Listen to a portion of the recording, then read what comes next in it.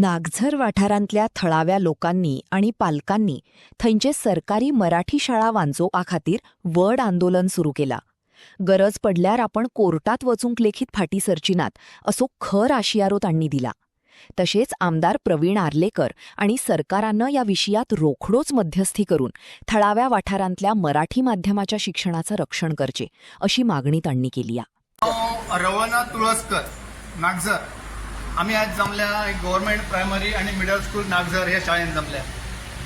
ह्या परिसरात जी ही शाळा असा ती एकमेव शाळा जवळजवळ 60 ते 65 वर्षापासून हे वास्तुशिल्प ही उभी असा. हांव हे शाळेत शिकला. मी शिकूनय माझ्यापेक्षा माझ्या बरोबर कितकेशेच लोक शिकल्या. 63 स्थापन झाल्या ही शाळा आणि 63 पासून आजपर्यंत जवळजवळ 63 वर्सां चालू असा हे शाळेक रनिंग. हे शाळेन खूपशे लोक शिकल्या, बऱ्या बऱ्या पदारय गेल्या.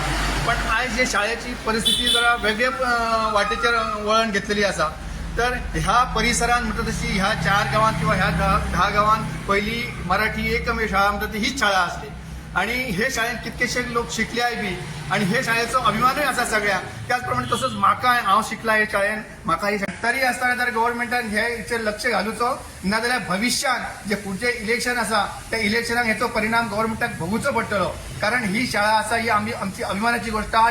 ही आमचे वास्तुशिल्प आसा. ह्या शाळेची आमच्या रक्ताचे नाते आसा. आम्ही ती शाळा बंद करून कशेंच दिवचे ना. वेळ पडलो जाल्यार आम्ही रस्त्यार उतारतले.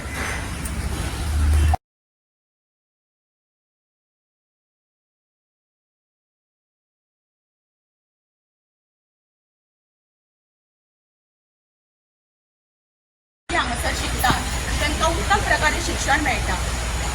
तशेंच ह्या शाळेचेर आमकां खूब अभिमान आसा. आमकां ही शाळा टिकोवन दवरपाक जाय.